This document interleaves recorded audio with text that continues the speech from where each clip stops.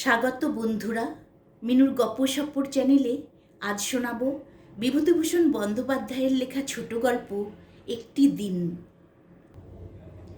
মনটা ভালো ছিল না। এক একদিন এরকম হয়, কিছু পড়তে ভালো লাগে না, কিছু ভাবতে ভালো লাগে না, কারোর সঙ্গে কথা বলতেও ভালো লাগে না। মনে হয় যেন মনের চাকায় তেল ফুরিয়ে গিয়েছে। অয়েল না করে নিলে চাকা আর চলবে না, ক্রমে মরচে পড়ে আসবে, তারপর কবে একদিন ফুট করে বন্ধ হয়ে যাবে। জেলেপাড়া লেনে এক পুরনো তাসের আড্ডায় গেলুম। সেই সব পুরনো বন্ধুরা এসে জুটেছে। তাস কিন্তু ভালো লাগে না। তাস খেলে জিতবো অন্য দিনেতে কত উৎসাহ, আনন্দ পাই। আজ মনে হলো না হয় জিতলামই, তাতেই বা কি। এদের গল্পগুজব ভালো লাগলো না। অর্থহীন অর্থহীন এই নিচু বৈঠকখানা ঘর, চুনবালি খসা দেওয়াল, সেই সব একঘেয়ে সস্তা অলিওগ্রাফ ছবি, কালীয় দমন, অন্নপূর্ণার ভিক্ষাদান, কি একটা মাথামুন্ডু ল্যান্ডস্কেপ। সেই একঘেয়ে কথাবার্তা, চিরকাল যা শুনে আসছি।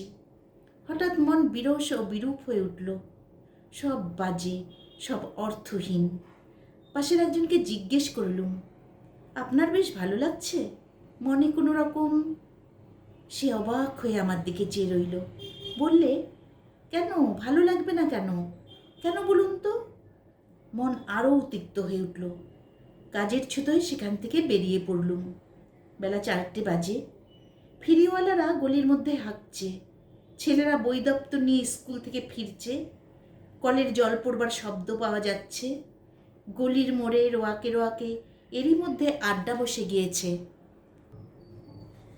একটা নিতান্ত সরু অন্ধকার গলি, পাশেই একটা মিউনিসিপ্যালিটির নাইবার জায়গা। এই গলিটা দিয়ে যাতায়াত প্রায়ই করি। মিউনিসিপ্যালিটির নাইবার জায়গাটার পাশে একটা খোলার ঘর। এই ঘরখানা ও তার অধিবাসীরা আমার কাছে বড় কৌতূহলের জিনিস। হাত পাঁচেক লম্বা, চওড়াতে ওই রকমই হবে। এই তো ঘরখানা। এরই মধ্যে একটি পরিবার থাকে, স্বামী স্ত্রী ও শিশু সন্তান। না দেখলে বিশ্বাস করা শক্ত। এইটুকু ঘরে কীভাবে এতগুলো প্রাণী থাকে, তাদের জিনিসপত্র নিয়ে। কিন্তু সকলের চেয়ে অবিশ্বাসের বিষয় এই যে, এই 5 বর্গ হাত ঘরের এক কোণেই ওদের রান্নাঘর।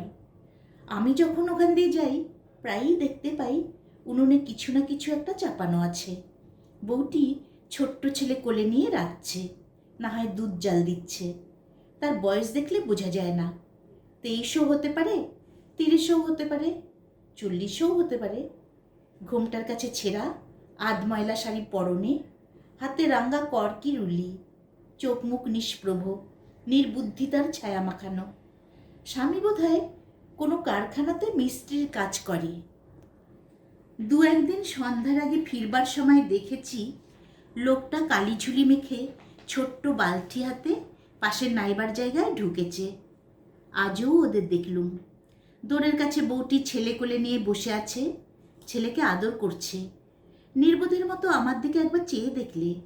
সেই পায়রার খোপের মতো ঘরটা, ছিটে বেড়ার দেয়ালে মাটির লেপ, তার উপরে পুরনো খবরের কাগজ আটা। কাগজগুলো হলদে বিবর্ণ হয়ে গিয়েছে। দড়ির আলনায় ময়লা কাপড় চোপড় ঝুলছে। মনটা আরও দমে গেল। কি করে এরা এ থেকে আনন্দ পায়? কি করে আছে? কি অর্থহীন অস্তিত্ব! কেন আছে? আচ্ছা, ও ছেলেটা বড় হয়ে কি হবে? ওই রকম মিস্ত্রি হবে তো? ওই রকমই খোলার ঘরে ছেলে বউ নিয়ে ওইভাবেই মলিন কুশ্রী অন্ধকার অর্থহীন জীবনের দিনগুলো একে একে কাটাতে কাটাতে এগিয়ে চলবে ততোধিক দিনহীন মরণের দিকে। অথচ মা কত আগ্রহে খোকাকে বুকে আঁকড়ে আদর করছে, কত আশা, কত মধুর স্বপ্ন হয়তো। কিন্তু এখানেও আমার সন্দেহ এলো। স্বপ্ন দেখবার মতো বুদ্ধি ও বউটির আছে কি? কল্পনা আছে? নিজেকে এমন অবস্থায় ভাবতে পারে যা বর্তমানে নেই কিন্তু ভবিষ্যতে হতে পারে বলে ওর বিশ্বাস। মনের গোপন সাদাশাকে মনে রূপ দিতে পারে, নিজের সংকীর্ণ অসুন্দর বর্তমানকে আলোক উজ্জ্বল ভবিষ্যতের মধ্যে হারিয়ে ফেলতে পারে। বড় রাস্তার মোড়ে বইয়ের দোকানগুলো দেখে বেড়ালুম। রাশি রাশি পুরনো বই, ম্যাগাজিন, অধিকাংশই বাজে। অলস অপরিণত মনের তৈরি জিনিস। চটকদার মলাটওয়ালা অসার বিলিতি নোভেল, সিনেমার ম্যাগাজিন ইত্যাদি। অন্যদিন এখানে বেছে বেছে দেখি যদি ভালো কিছু পাওয়া যায়। আজ আর বাজবার মতো ধৈর্য ছিল না। মনের আকাশের চেহারা আজ ঘষা পয়সার মতো। নীলিমার সৌন্দর্য তো নেই, মেঘ ভরা বাদল দিনের রূপও নেই। নিতান্তই ঘষা পয়সার মতো তার চেহারা। ধর্মতলার গির্জার সামনে এক জায়গায় লোকের ভিড় জমেছে। একটা সাহেবি পোশাক পরা লোক ফুটপাতে অজ্ঞান হয়ে শুয়ে আছে। ধরটা ও মাথাটা পরস্পরের সঙ্গে এমন অস্বাভাবিক কোণে সৃষ্টি করেছে যে মনে হচ্ছে লোকটা মরে গিয়েছে। দুজন সার্জেন্ট এলো।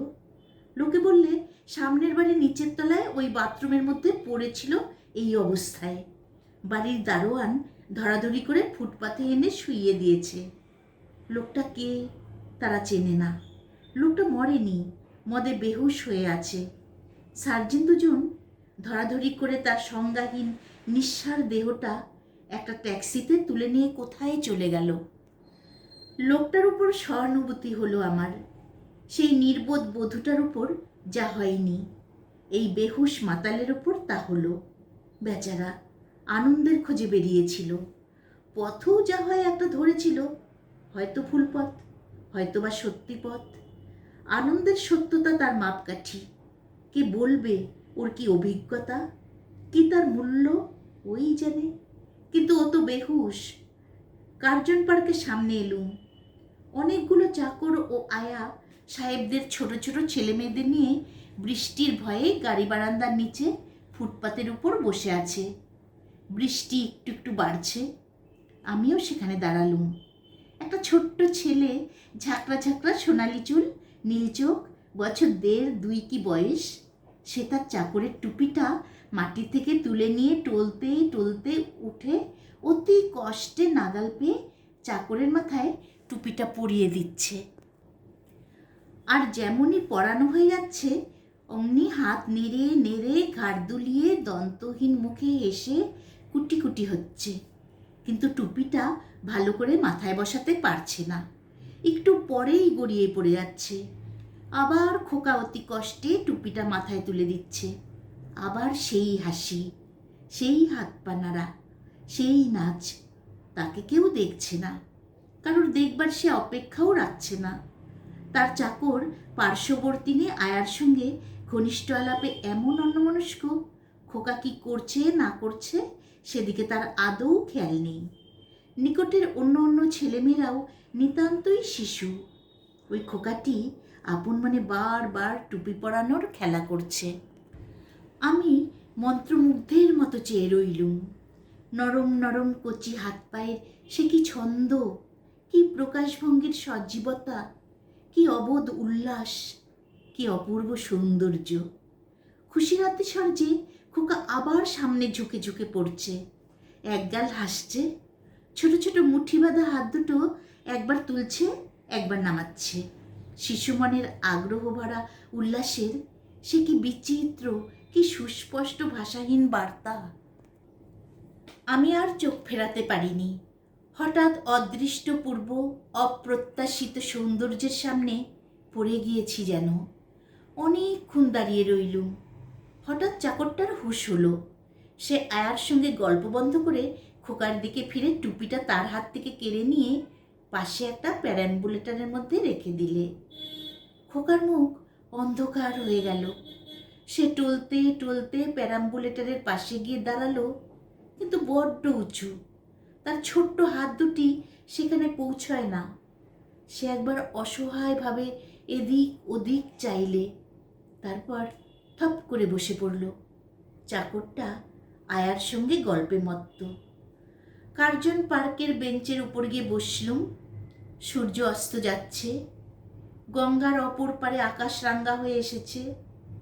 খোকার মনের সে অর্থহীন আনন্দ আমার মনে অলক্ষিতে কখন সংক্রামিত হয়েছে দেখলুম। খোলার ঘরের মেয়েটিকে আর নির্বোধ মনে হলো না।